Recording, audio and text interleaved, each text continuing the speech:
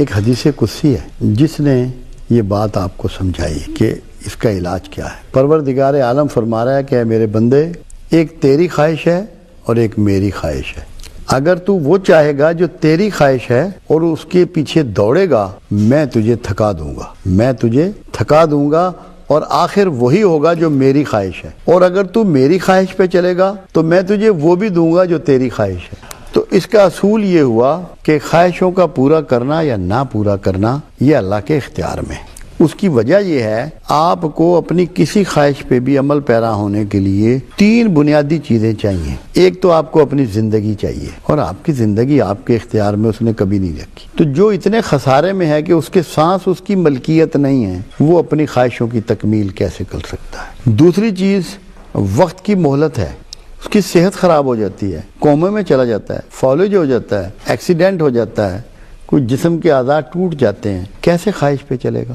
زلزلہ آ جاتا ہے، سراؤنڈنگ کے حالات تبدیل ہو جاتے ہیں، سیلاب آ جاتا ہے، خواہش پہ نہیں چل سکتا۔ قرآن نے اسی لیے انسان کے لیے یہ کہا کہ یہ خسارے میں رہنے والا ہے، گھاٹے میں رہتا ہے، ان چیزوں کو اون کرتا ہے جو چیزیں لمبی چلنے والی نہیں۔ آپ مکان بناتے ہیں، اس کے لیے پوری زندگی نوکری، کاروبار، ہیرا پھیری، رشوت، بددیانتی، سارے کام کرتے ہیں، تو مکان تو وہ آپ کا نہیں ہوتا۔ بچے جب آپ فوت ہوتے ہیں وہ کہتے ہیں جلدی کرو، ان کا جسم بدبو چھوڑ دے گا، دباؤ انہیں، جلدی اٹھاؤ جنازہ۔ تو اگر آپ کا مکان ہوتا تو آپ کو اس سے نکال دیا جاتا، تو وہ تو مکان بھی آپ کا نہیں۔ یہ اللہ آپ کو سمجھا رہا ہے۔ آپ کہتے ہیں میں بڑا جاندار ہوں، میری بینائی بڑی اچھی ہے، میری آواز بڑی اچھی ہے، میری سوچ بڑی اچھی ہے، میرے کان بڑے اچھے ہیں، میرا جسم بڑا خوبصورت ہے۔ کیا سب کچھ نڈھال نہیں ہو جاتا؟ کیا سب کچھ کمزور نہیں ہو جاتا؟ کالے بال سفید نہیں ہو جاتے؟ سیدھی کمر جھک نہیں جاتی؟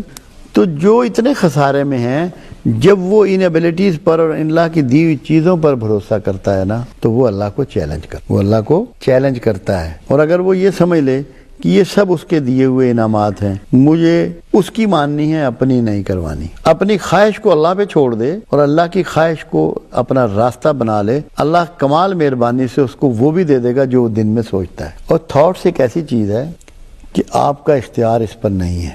اگر تقدیر کو سمجھنا ہو نا، ان تھاٹس کے آنے سے ہی سمجھ میں آئے گی۔ تقدیر وہ عمل ہے اللہ کا، وہ فعل اللہ ہے، جو چیزیں آپ نہیں چاہتے وہ بھی آپ کی طرف بھیج دیتا ہے، اور آپ ان کو روک نہیں سکتے۔ جو چیز آپ تدبیروں سے ٹال سکتے ہیں وہ تقدیر نہیں ہوتی۔ تو یہاں اس میں بنیادی فلسفہ یہ ہے کہ آپ کو تقدیر کو بلیو کرنا پڑے گا اور اللہ کی مرضی پہ چلنا پڑے گا۔ اس کے لیے سب سے جو آسان راستہ ہے وہ ہمیں مثالی شخصیت ہے۔ قرآن کہتا ہے بشر مثلکم، رسول اللہ صلی اللہ علیہ وسلم کو، ان کو بشر کی شکل میں تمہارے لیے ایک مثال بنا کر بھیجا گیا ہے۔ اگر آپ زندگی اتنی آسان کر لیں جیسے کہ رسول اللہ صلی اللہ علیہ وسلم کی زندگی آسان تھی، تو آپ کے دماغ میں یہ خیالات ہی آنے بند ہو جائیں گے، یہ تانے بانے ٹوٹ جائیں گے۔ آپ ان چیزوں کے بارے میں سوچتے ہیں، 2 ہی چیزیں ہیں جس نے ہمیں پریشان کر رکھا ہے، اور اللہ جب اپنے دوستوں کی بات کرتا ہے تو انہی دونوں چیزوں کی بات کرتا ہے۔ پروردگار عالم فرماتا ہے کہ جو میرے دوست ہیں، جو میرے پیار والے ہیں، ان میں حزن و ملال نہیں ہوگا۔ ملال گزرے ہوئے وقت پہ ہوتا ہے۔ آپ سوچتے ہیں یار اگر میرے بیٹے کے 3 نمبر اور آ جاتے تو اس کو MBBS میں داخلہ مل جاتا، اگر یہ ہوتا تو یہ ہوتا، 1 نمبر اور نکل آتا تو میرا 25 لاکھ کا پرائز بونڈ نکل۔ آپ اس چیز پہ ملول ہو رہے ہیں جو آپ کے ہاتھ سے نکل چکی ہے، اور مستقبل کے بارے میں پریشان ہوتے ہیں، خوف کا شکار ہوتے ہیں کہ یہ ہوگا تو کیا ہو جائے گا، یہ ہوگا تو کیا ہو جائے گا، ہوا ابھی کچھ بھی نہیں۔ تو جب آپ کا بھروسہ اللہ پر ہو جائے گا، توکل اللہ پر ہو جائے گا، گزرے ہوئے پر ملول نہیں ہوں گے، وہ مالک کی مرضی ہے، آنے وقت کے لیے پریشان نہیں ہوں گے، کیا پتہ دنیا میں کیا ہونے والا، آپ ہوں گے بھی یا نہیں ہوں گے۔ لوگوں نے کتنی پلاننگیں بنائی ہوتی ہیں، سونامی آ جاتا ہے سب ختم ہو جاتی ہیں، زلزلہ آ جاتا ہے سب ختم ہو جاتی ہیں، بڑی بڑی بلڈنگیں مسمار ہو جاتی ہیں، ساری پلاننگ دھری کی دھری رہ جاتی ہے۔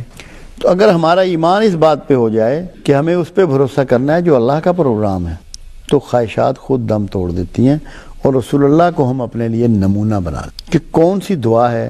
آپ دیکھیے کہ رسول اللہ نے دعائیں تعلیم فرمائی، بلکہ تمام انبیاء نے دعائیں تعلیم فرمائی۔ کوئی ایسی دعا ہے رسول اللہ کی جو انہوں نے تعلیم فرمائی ہو مال کے لیے، دنیاوی آسائشوں کے لیے، عافیت، مغفرت، صحت، سلامتی؟ تو اگر اس اسلوب کو آپ رسول اللہ صلی اللہ علیہ وسلم سے سیکھ لیں تو کوئی وجہ نہیں کہ آپ کی زندگی میں آسانیاں نہ آ جائیں، اور یہ خواہشیں خود ہی دم توڑ دیں گی۔ خواہش تو رہنی ہے، اگر خواہش نکل گئی تو موت ہو جائے گی۔ خواہشوں کے ختم ہو جانے کا نام ہی موت ہے، کوئی مردہ خواہش نہیں کرتا۔ زندگی میں خواہشیں رہنی ہیں، ان کو لمٹ کرنا ہے، محدود کرنا ہے، چھوٹا کرنا ہے، سکیڑنا ہے۔ اگر خواہشیں سکڑ گئی تو آپ کامیاب ہو جائیں گے. اور اب ہم آج جو کتنی فرسٹریشن ہے، کیا وجہ؟ خواہشیں بڑھ گئی ہیں، تقلید بڑھ گئی ہے، دوسرے کو دیکھ کے اس کی وہ کیا کہنے نقل بڑھ گئی ہے. یہ تو بہت امپورٹنٹ چیز ہے. اس کے لیے لوگوں کو اویئرنیس کی ضرورت ہے. لوگوں کو اس کے بارے میں آگاہی نہیں ہے، اویئرنیس نہیں ہے، لوگ نہیں جانتے، انتہائی پریشان ہیں اور خواہشیں کرتے چلے جاتے ہیں. آپ یقین جانیے، میں آپ کو اپنی اب ذاتی بات، آج آپ نے ایسا سوال کیا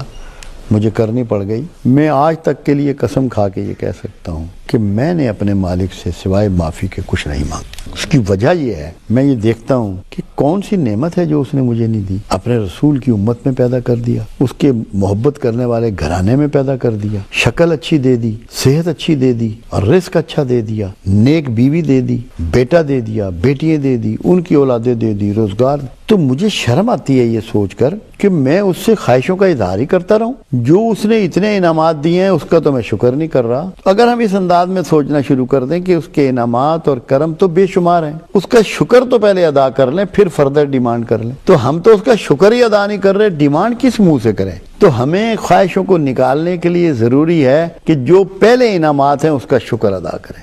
ہاں، جب اس کا شکر ادا کریں. آپ دیکھیں سلیمان علیہ السلام جیسا جید پیغمبر اللہ کا کیا کہہ رہا ہے کہ جب اللہ تعالیٰ نے ان کو زمین پہ بہت بڑی حکومت دی، پیغمبری بھی دی، تو وہ فرما رہے ہیں اے پروردگار عالم، اب مجھے شکر ادا کرنے کا طریقہ اور توفیق بھی عطا فرما.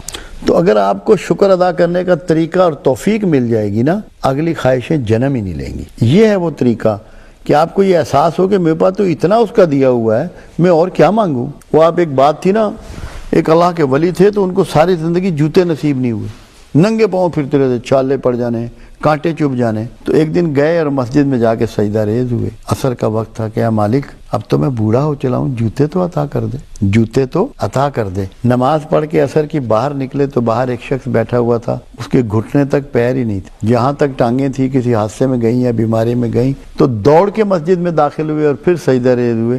تیرا احسان ہے کہ تو نے تو ٹانگیں سلامت رکھی. تو اگر شکر ہمارے سمجھ میں آ جائے اور ہم کرنا شروع کر دیں تو یہ خواہشوں سے نجات مل جائے گی.